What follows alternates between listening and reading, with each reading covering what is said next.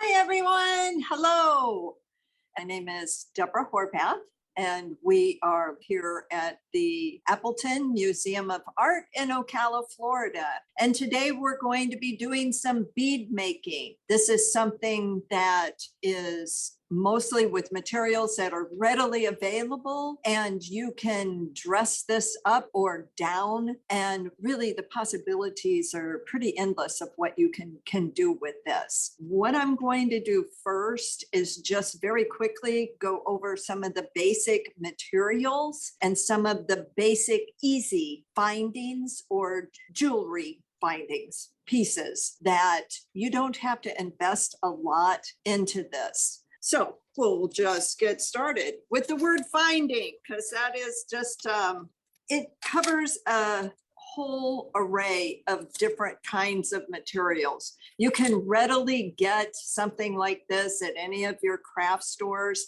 There's a collection of bead connectors, jump rings, little pieces of metal that you can make your own jump rings. Sometimes earring pieces are included. For starters, this would be a good place to start and to see what you like. Also, a lot of times people will refer to lobster claws and toggles. These are to connect your bracelets together. A very simple way to avoid all that is just to use elastic. This bracelet is just made with, I guess it would be like craft elastic. They also do have stretchy cord that's specific for bead making. This stuff is wonderful and nice and heavy. If you need to tie a knot, it needs to be secure. Of course, you don't want it to pop and let all your beads go flying. And especially with the stretchy cord, a couple just overly simplified knots. And I'll just say real quick, because this is used all the time. Left over right, right over left. That makes a wonderful square knot. It's a very secure knot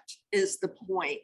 It's not going to slip and come undone. If you do right over right, right over right, it's going to slip. You can always add a dot of glue there, and that'll also hold it. Another one, particularly if you're working with young people, is just hold the two ends together and do a simple one-time knot. It's an amazingly strong knot for how simple it is. And anybody that's familiar, there's volumes on knots, but those are a couple that'll serve you really well. Some other things that would be helpful just to make some successful jewelry right off the bat. This is a product called a silky, and they are stretchy cords that have a very simple latch. It has a lot of forgiveness to it. It's really quite small, so particularly your paper beads will fit on it readily, and it does make an attractive necklace. All right, just a couple other things here quick, and then we'll move right into bead making. We had talked about elastic. It just makes for a simple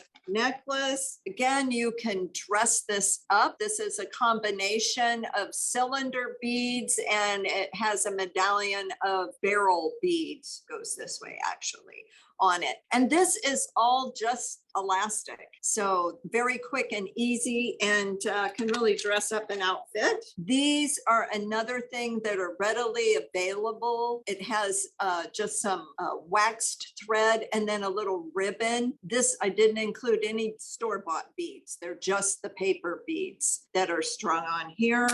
And here's a sample of what that looks like. All right, so that just gives you an idea of some of the things. You can also find in findings, there are things that are spacers, so you can space out your paper and polymer beads. These are just pony beads that I've been using. They're very inexpensive, readily available. It's just a teeny tiny bead. I probably, if I had my druthers, I would be using wood beads, just because I think that goes really nice with the paper. All right, we're going to do paper beads first. And everybody has the basic material of some sort to make a paper bead. Basically, any kind of magazine paper, It's amazing the difference between one side and the other, how that might make a successful bead. Definitely flowers always look really pretty because they're colorful. It's easy to keep within a color palette. Again, a little more sophisticated, I think, are the music sheets. It just makes a beautiful black and white, which is always popular and classic. But any kind of junk mail, newspaper, the comics. When I was a kid, we made these beads many, many years ago, and we just used comics. It looked great. So whatever kind of paper that you have, if you can roll it, it's going to work for a bead. So I did put together, I'll just share this. Again, all just paper beads and pony beads. So you can layer the look and just use individual pieces like for a choker. Use the cover of a magazine. That's what most of these are made out of, and that worked well. Construction paper, I felt that was kind of challenging. It also depends on what you're rolling it on. So if you're rolling it on something a little bigger, like a pencil, you're going to be able to use something heavier. If you're rolling on a toothpick, you're going to want something that's very fine. This is wallpaper, so it's pretty thick, but I'm going to be using a pencil to roll that on. And the reason that I'm just starting with this is what people started to make the beads. They were using them as room dividers. Basically, they used them as a social event for the girls to get together and make these beads. They used them to make curtains. They would add, since it's paper, you could add scented oils to them, and it would be a nice inexpensive way to add fragrance to the room. Of course, that's kind of a very 60s look too. And what I thought is it would be easier for you to see if I'm working big and rolling up the bead first. Then I'll go back and show how to lay out the template so that you can cut the beads. They're typically smaller. So we'll work a little slowly and going through that. It's more measuring than a pattern. If you do enjoy making beads, there are a lot of different patterns that you can use to get different shaped beads. We're not going to go into that today, but you can look that up readily on the internet. But for what we're doing, it really is more just making a very long triangle. But right now, I'm going to go ahead and flip cameras. So you'll have the overhead view, and we'll make a big wallpaper Victorian style bead to start with. So I went ahead and pre-cut some of the big beads. This is actually 3 inches across. And I didn't really care how long it was necessarily. It's the size that the paper came in. When you're cutting, you're going to mark the back side of the paper. That way, if you're using like a marker to make tick marks, you don't see that on your finished product. And as I mentioned, I'm going to use a pencil to roll this up on. Some other things that you could use, we've used chopsticks before. Those you work great. Dowel rods, the end of a paintbrush. This one's not all the same size, so you'd have to be a little cautious with that. And it does make a beautiful bead, but a toothpick, it's harder to roll, but it does make a beautiful bead. Okay, so I have tacky glue here. Any glue basically will work. If you start with a glue like tacky glue or even a wood glue, it's just gonna be sticky and hold a little more quickly than like a traditional Elmer's. So we're just going to start at the base of the bead. I generally, especially with these larger pieces, get it going on the table before I pick it up. When it's this large, for sure, I would add a little bit of glue. It doesn't take a whole lot of glue because what's going to happen is it's going to push out. So as I roll, it's going to push the glue forward. So you don't need to have a whole lot of it. On a smaller bead, I don't even really worry about putting it in that area. The main thing that you want to try to be mindful of at this point is to keep the point in the center so that you don't have it all going towards one side or the other.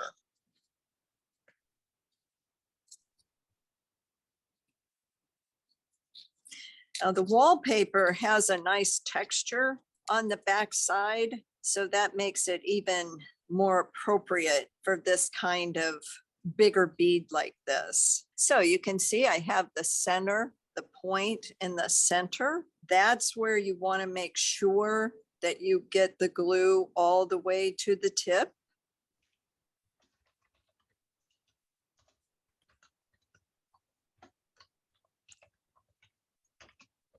So here I have some excess glue. As you can see, I'm just rolling the bead between my fingers. And what I'm doing is I'm rolling that excess glue around the bead just to give it a little bit more traction there. Now I do have a little rag and water handy because I get pretty messy about it. I'm going to show you in the smaller scale, since I have this right here. Basically, it's a little bit of math. This is going to be a 1-inch bead. So when I'm plotting it out on my paper, in order to get a 1-inch triangle, I have to cut off a 1/2 inch. And basically any size bead that you want to do, just start with the middle of the width of the bead as your first measurement. Okay, I'm going to go ahead and roll another one and then we'll go to regular beads. These would also make like really cute Christmas ornaments. I was thinking the other day it'd be cute to have little tassels hanging from them. Okay, so I have my bead started.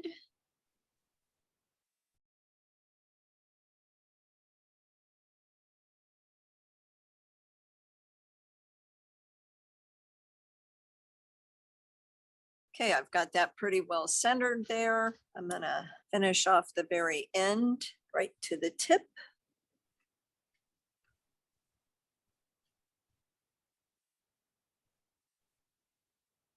Again, that little bit of extra glue there, I'm just gonna use my fingers to kind of spread that around. Tacky glue it's just that, it's tacky, quick, and that way you don't have to hold on to it as long. Later, we're going to do a different style of bead called a barrel bead, and because it doesn't have one tiny tip, you have to hold on to it for a little while, like, I don't know, 20 seconds to make sure that it is stuck. So with regular school glue, you would just have to be more attentive to make sure that it's stuck before you put it over to dry. Handmade paper, definitely, as long as it's not too thick. And I do a lot of gel printing at home and do a lot of hand colored paper, and they make beautiful beads. So certainly, and the other thing with handmade paper, if you're adding any bits and pieces of stuff, you might want to be a little cautious with that. The length of the paper is going to make a thicker bead. So if you are wanting to make a bead that is more of a circle, then you're going to have a narrow bead, a narrow width, let's say, well, we could use 1 inch. That's kind of going to be kind of big, but for this, we'll just say 1 inch. But then the length of your paper, you would probably have to experiment with that a little bit, but you would need it to be twice as long, at least, as something like these beads. This is just the length of a catalog sheet. So this is a 1-inch bead, and the length of it is probably not quite 12 inches. Got to have some way to dry these beads. And this is upcycled. We get a lot of stick glue here at the museum by the cases. And these plastic pieces are what they're shipped in, which this is a pretty substantial piece of plastic. The little glue sticks are stuck upright. And we just discovered that it makes an excellent way to hold these. so that they dry. And you can print with it. It has it really has a lot of uses. And for this, it works really well. Now, you probably don't have one of these at home, but what you most likely would have or have access to is floral foam, any kind of packing foam, and just use toothpicks and that will work readily. Well, this is just a pool noodle that I cut up so I could get a lot of pool noodle from the dollar store. A lot of little stands. I also have here just a regular old shoebox, and somebody was asking about stringing the beads. Most definitely. If you used a shoebox and just have your toothpicks from end to end, you can string them across this way. There we go. So for instance, if you were making a collection of beads, if you were going to produce quite a few at one time, rather than painting each one with Mod Podge, you can water that down a little bit, dip a whole strand of beads, and then hang them here in your box, sort of like that. Another reason I like the box is it is something that you can use to store your materials in too. So it just keeps it kind of contained. You have your paper bead making kit all right there. So I hope that's given you some ideas on how to allow for the bead to dry. So on these beads, I do have my little bit of Mod Podge here and a paintbrush. You can use a variety of materials for this. When I was a kid, we used clear fingernail polish. It just gave it a really nice gloss too, but really it's what we had on hand. So on some of the smaller beads, you might even have enough excess glue that in just a couple swipes around that you've given your whole bead a finish. Okay, I'll put that one on a toothpick. All right, so I'm gonna go ahead and lay out a 1-inch cylinder. All right, so I have my paper. I'm going to use again the back side of the paper so that my tick marks aren't visible. I'm going to start at a 1/2 inch. And from that point, tick mark all the way down at 1 inch. So this is not going to be a bead here. This is just going to be trash. Then I flip my paper over, start from the other side, a 1/2 inch in and 1 inch across.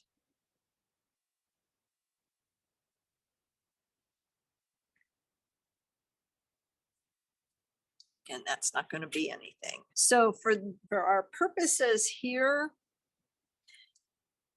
I'll go ahead and mark this. And once you get the hang of swinging this ruler back and forth, you'll see that those triangles and the way that you've laid it out on the paper makes it really easy. And then if any of you are card makers or work a lot with paper, you probably already have a paper cutter, and that you do not even have to make these marks. You just follow your tick marks and cut. So for right now, you can see we have our marks started.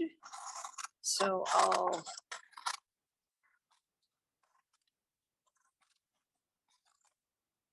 remember that very first piece, that's just trash. When you seal them, that's what's going to make the difference on how long they last. I know I have a paper bead necklace in my collection that I've had for over 40 years. They are as beautiful as the day that they were given to me. So they are very durable. I don't know offhand what type of sealant was used for that, but any kind of a commercial sealant, the Mod Podge, fingernail polish, like I had mentioned, that's going to give the bead just a little bit more stability. Really, the only thing that moisture would be probably one of the things that you would want to avoid. And of course, here in Florida, we have a lot of that. So it would be something I would definitely encourage, always sealing it somehow and then storing it properly. So I'm just going to go ahead, and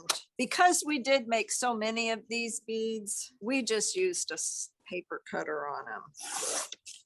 I will say that the elastic or the stretchy cord, especially for beginners, it's just easy. It's easy to handle. It's easy to tie off. You don't have to buy additional clasps of any kind. The thing is, if you use embroidery floss or yarn or something that doesn't have any give to it, you're going to have some clasp to get it on and off, or you have to be very particular how you make it, because this one does not have stretchy material, but it just barely fits on my wrist. It's embroidery thread. I have looked this up. It's 6 strands of very, very thin string or thread wound together, and then that create embroidery floss. Okay, so I have my triangles here ready to go. Like I mentioned, this is the front side of my bead. So I'm going to work on the back side of it. To start with, I'm going to use a small dowel rod. This is just a really nice size, the inside of the bead. If you get very small, like on the toothpick, of course, then you do have to watch what kind of material you're going to use to string it. On your 1-inch bead particularly, the most important place to have glue is on the end of it.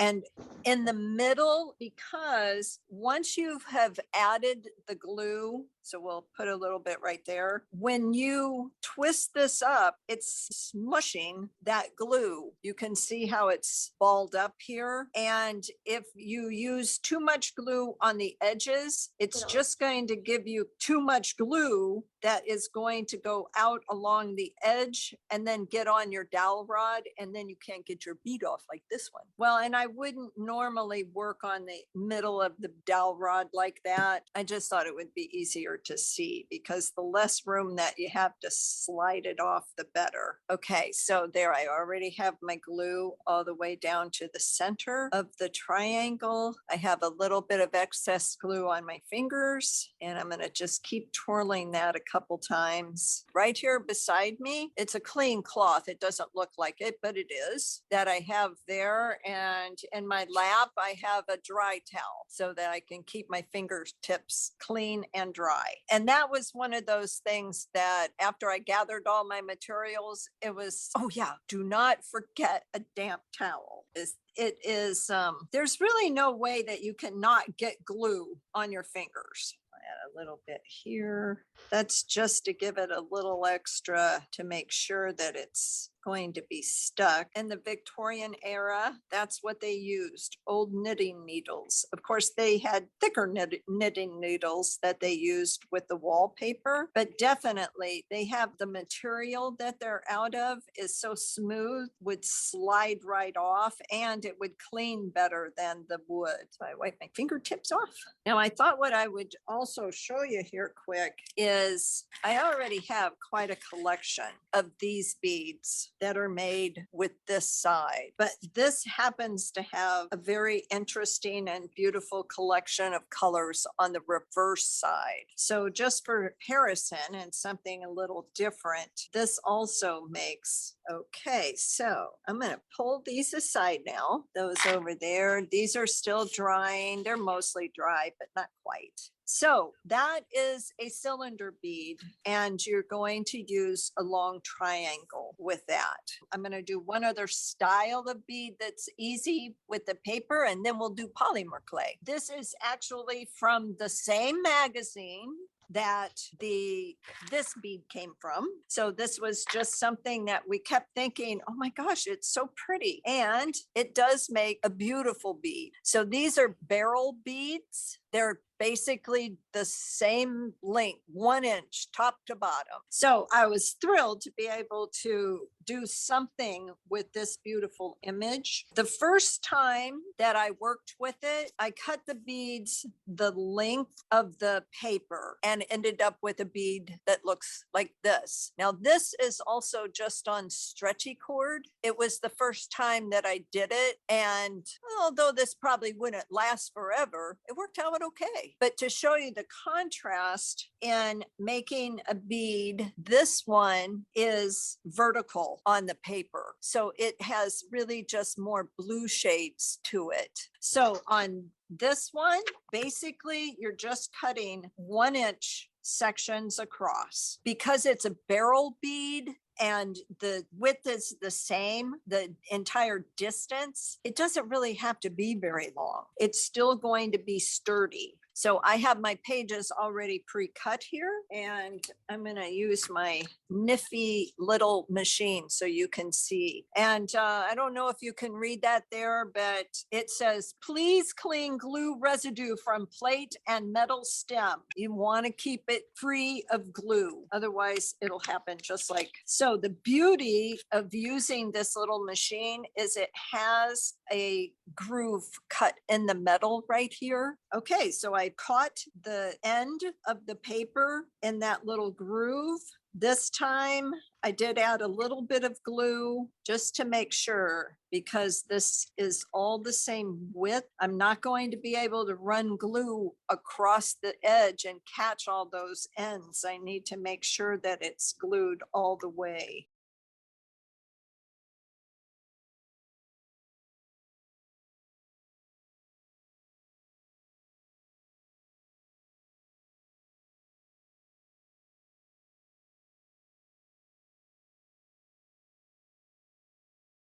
Oh, absolutely. Using this machine and just from practice, I've found I lift my fingers underneath the bead on top of this. It's kind of like a credit card piece of heavy plastic so that I can roll the glue around it. And this is where this particular bead, you have to make sure before you take it off that it's sticking. Now, the type of paper that you're using will also make a difference. This is slick paper, so it doesn't have as much to grab onto as if you were using, let's say, something more like newspaper. This one is, it happens to be 5.5 inches. The other way is almost 7.5.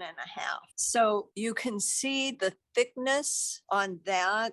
The cylinder bead was a much longer piece of paper, but because it's a triangle, it's not as solid as the barrel beads. So you don't need this one to be as long. And here, what I find myself doing after I get rolling, I press up on the bottom of that card so I could stop, add a little glue, make sure I keep it in the center. Here, I'm pressing up on the bottom so it doesn't come unwound. I want to make sure that I get the glue, in this case, all the way to across the entire end.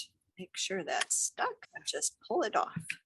Okay, so what I figure we'll do is go ahead and talk about polymer clay beads. If we have time, we can come back and I'll show you how to create this ladder effect with the barrel. You have an attachment there with a PowerPoint presentation. This is going to give you some of the basics on rolling out and making the beads. And right in the very front is a list of like tips, suggestions, notes. The main thing on the polymer clay beads to keep in mind is you're working with a plastic-based material. It's a man-made material. This is not a natural clay. So when you're working with it, anything that you use, you want to make sure that it's not something that you'll take back into the kitchen. So for instance, if you're using a rolling pin, the rolling pin needs to be something that's your craft rolling pin.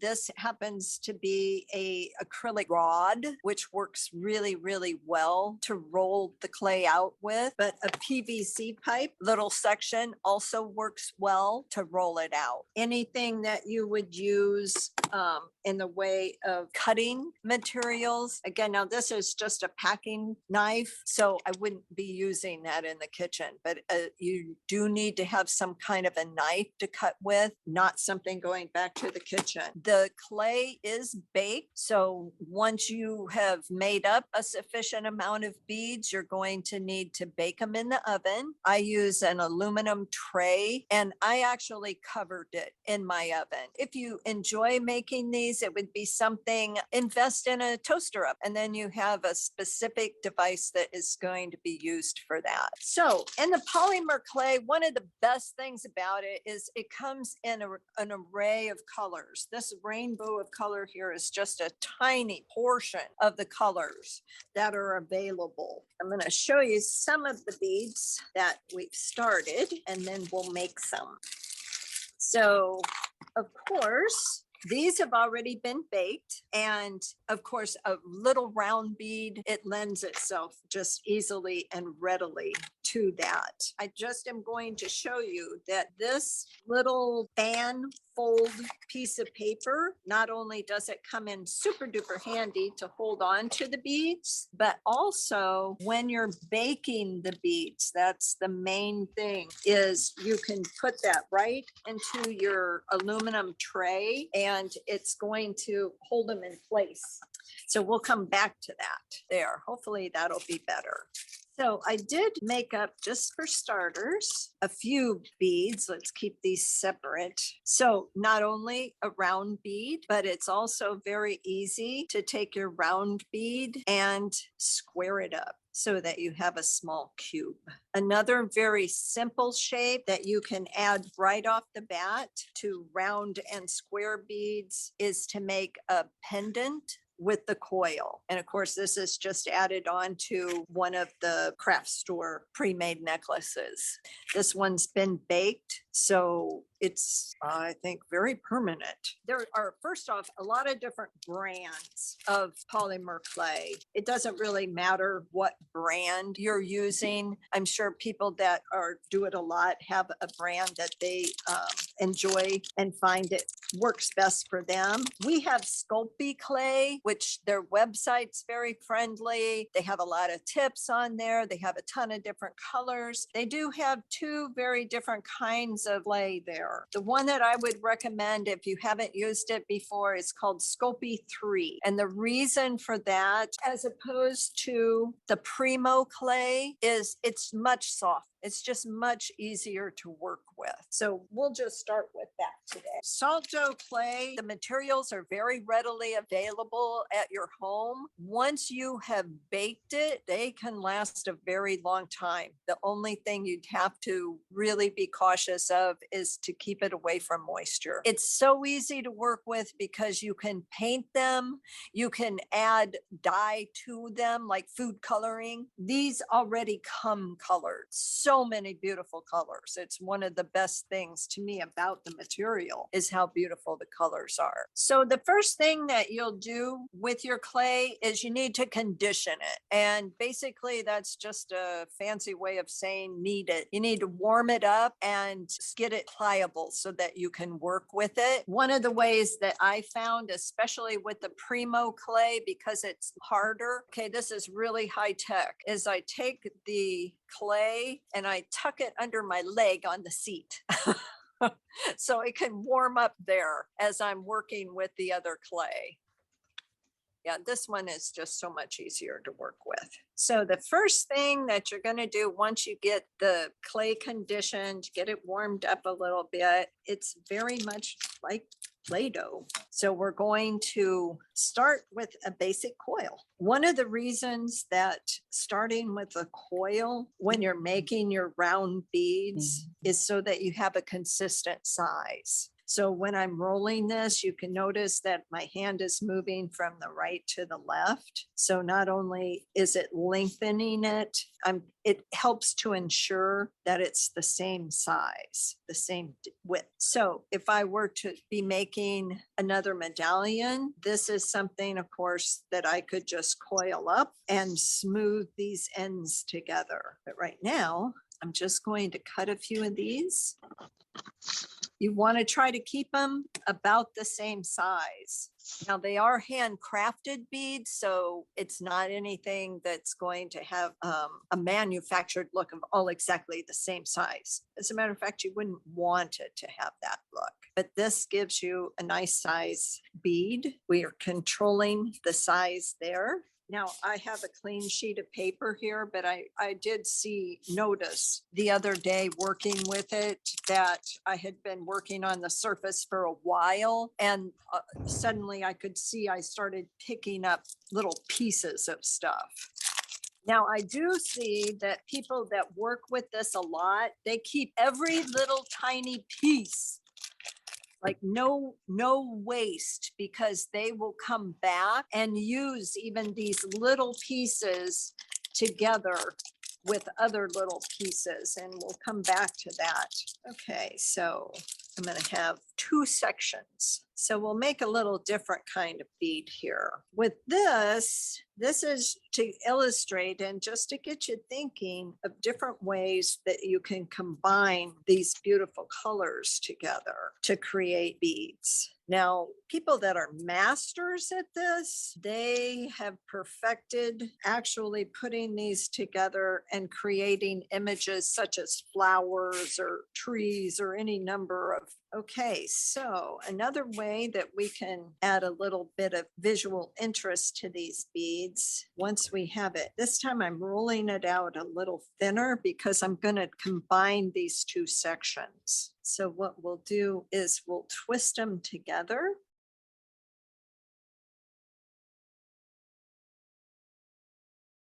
Okay, so we're going to twist those together and then roll it back out. Another way that you can use cylinder is have one section of cylinder and then roll out a flat piece and wrap it around. So we'll try that too. So I'm going to cut off the end.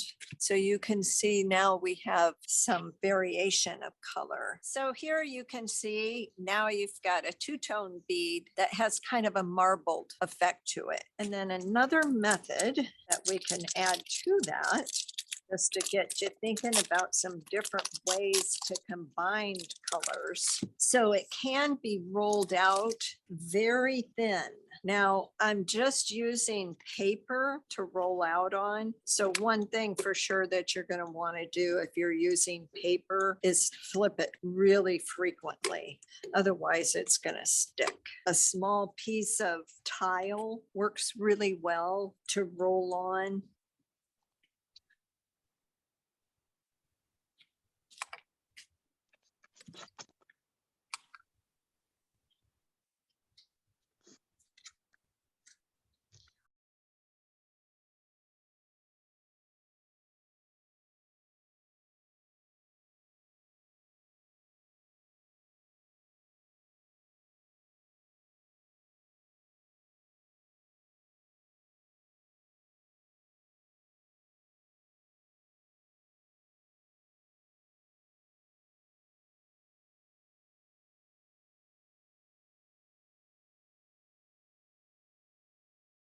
So here's more of that caning effect. Certainly I'm not a master at that. Now this isn't the most colorful, this kind of heather around the outside, but I wanted you to be able to see the contrast of the colors there. Because if that was a lovely like bright blue or something, it would really be a strong contrast. All right, so one other process to share with you that makes some beautiful beads is rolling out layer after layer.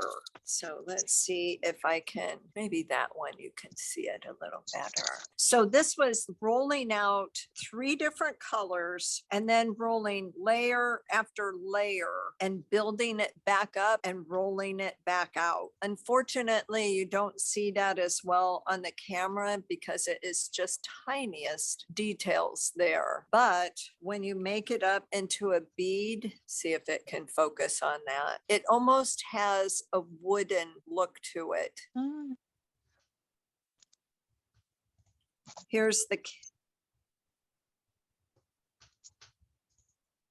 And then I made a medallion out of it as well. Mm. So this is something that we can cut it and roll out again to create more of this layered look. It could be something that if you had, for instance, maybe this icky gray color. If you're going to do it a lot, I would encourage to use a toaster oven. If you're doing a couple batches, no, that's not going to be a problem. What I would encourage is using an aluminum tray, your fan fold to hold the pieces. And then what I did is I just used a piece of aluminum foil on top of it and lightly sealed it. You know, of course, we use aluminum in our ovens all the time. That's not a problem. It keeps it contained. So then when you can check it and move it all out. So I wouldn't make a habit of going into business with my food oven. So here we can use this multicolor. Now this clay is the Primo clay, and it is considerably harder than the Sculpey 3, but layering the colors really makes for some dynamic beads. Another thing that you can do is, think here for a second, if you wanted to make more medallion type pieces so that you have an accent. Whoa, that looks very different on that side. And then, oh yeah, there. Trim this down. And I would just really encourage you to follow the manufacturer's directions on. There we go. So we could have just a shape. And then what I would want to do is to use probably something like this. Good size hole in it. Oh, here it is.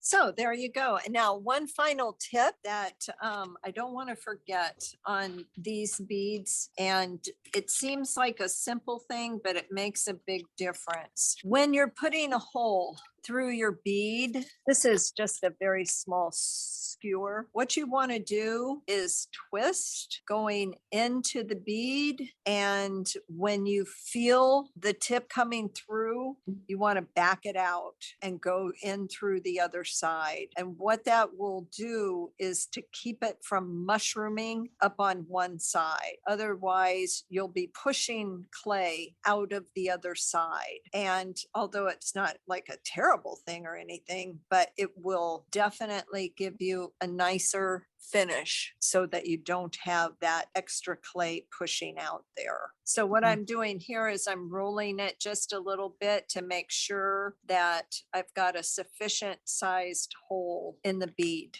Especially, well, our toothpicks are really, really tiny. So, and as I said, I would take my aluminum tray once I get all of the holes in there and just line them up in these ridges. Now, all that I have done here is this is just a piece of cardstock and I fan folded it. So just back and forth. And any kind of heavy paper will work. It just keeps them from rolling around, rolling into each other, and it keeps it up off that aluminum as well. So these will be especially pretty. When you are working, you want to try to keep your beads about the same size. So if you want to have a necklace that has a variety of sizes, you're going to want to bake those separately so that basically, you know, the batch going in, if it is like this bead here would probably be, it's a little bigger than a 1/4 inch. So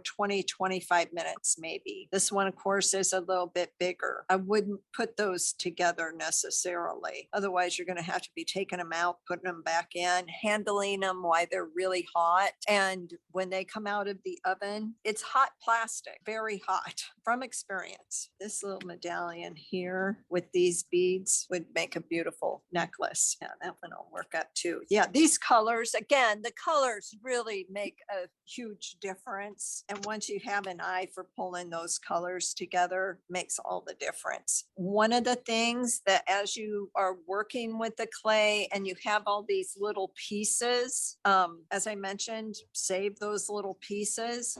You can work them all together, layer after layer, slice small pieces to roll out and cover the beads. So if you have this mishmash that I don't like that, then you can, we'll try this, roll it out and cover the bead so that you're still making good use of all of the clay. Another thing that you can do just to get additional color is you can take and push objects through the clay and then re-roll it. So you get a little bit more variety of lines, kind of wavy. Yeah, and then you hide the not so attractive bead inside. Of course, you can do barrel beads as well, but then you are pushing through. It's just a little harder to push through and to keep it in the center. Well, there. So then you could do a barrel bead too. I think kids would really enjoy working with this. It's very forgiving. There, now I have a much more sophisticated looking bead. This one, of course, is pretty big. So probably, yeah, 35 minutes maybe. That would be something if you have a dedicated pasta machine for it, it would be a whole lot easier to work with. Plus, I think that you would get such a marbled effect that you really couldn't get any other way, that it would be beautiful. Okay, so I'm going to just push this stuff off. So I'm working on this white surface here. I think that'll be easier to see. So I'm using a piece of ribbon just so that it makes it easier for y'all to see.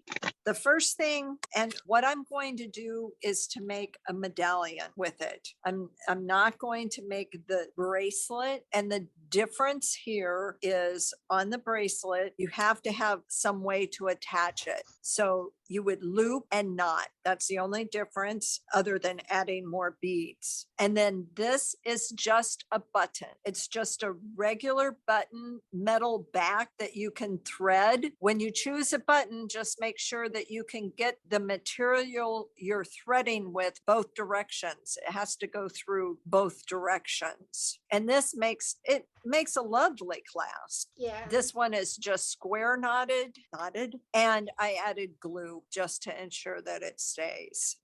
But the technique itself, so you'll start with a barrel bead, and I wanted to show, because this is ribbon, an easy way to make something so that you can thread it is a chenille stem, and I just folded it over. So I've got like a needle, if you will. I'm going to do it on both ends, and that way you can see the difference in the colors as the two pieces are going through the beads. The other that I had used was a waxed covered cord, it's just a very finely finished cord. I don't want to say jute because of course it's not the same as that. It doesn't have that same texture at all. It has a finish on it so that it's not rough. And that's what I used for this barrel bracelet. And then as I had mentioned earlier, this one, it was the first one I did, and it's just on stretchy cord. Okay, so when you make this ladder style with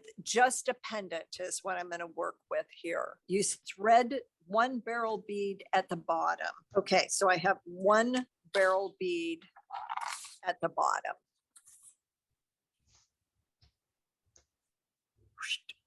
There we go.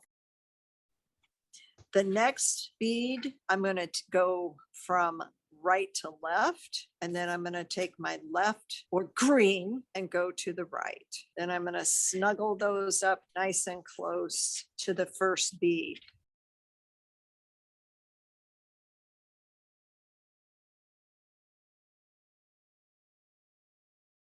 So I'll add another bead, green to the left, red, oops, to the right. In there.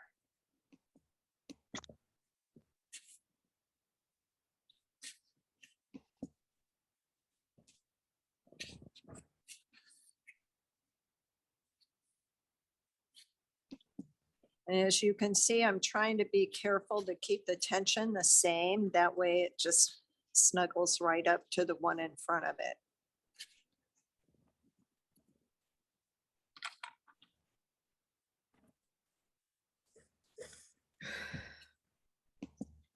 And back on the other side.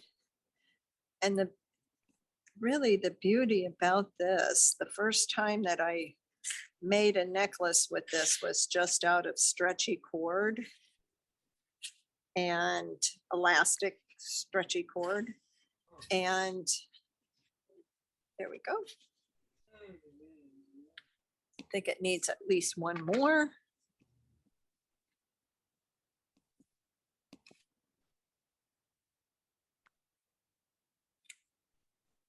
So using the stretchy cord, I could just tie it off. I didn't have to have any special knot or different kind of clasp to finish it.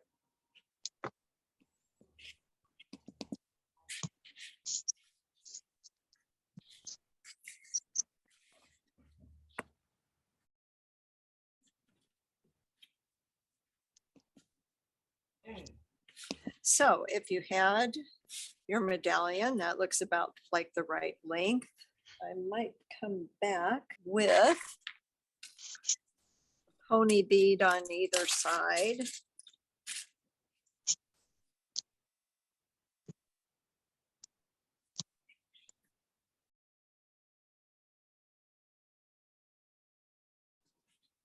And then use some cylinder beads to alternate.